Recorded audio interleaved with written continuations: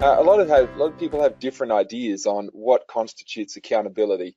A lot of the time, the reality is that most cultures where people talk about the fact that we have accountability, when I get to see what goes on those programs, you realize that actually there's not accountability there.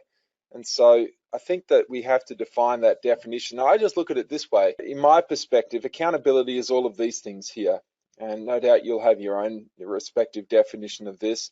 But it's doing what you say you're going to do. It's getting it done, not making excuses, finding a way. What I really think a lot about with accountability, it's not that accountable people don't make mistakes. They do.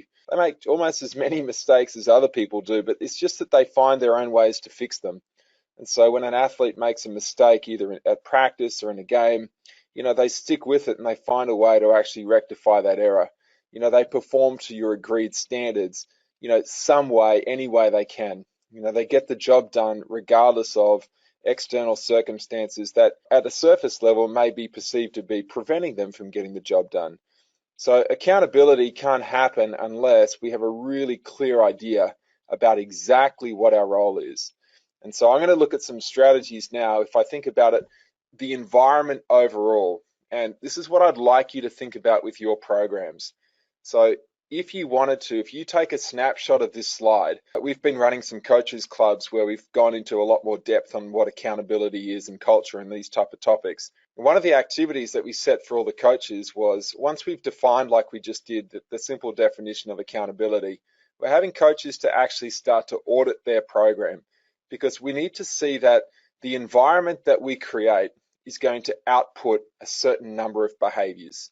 And so if we want the behavior, we have to look at, well, how is the environment that we're creating shaping it? In the same way that I just mentioned that, the environment outside of our sporting environment, society is one where accountability has been allowed to be a little bit more lax. And as a result, people don't behave in an accountable way. So we have to look at the environment that we've got within our program and look at, is that driving accountability?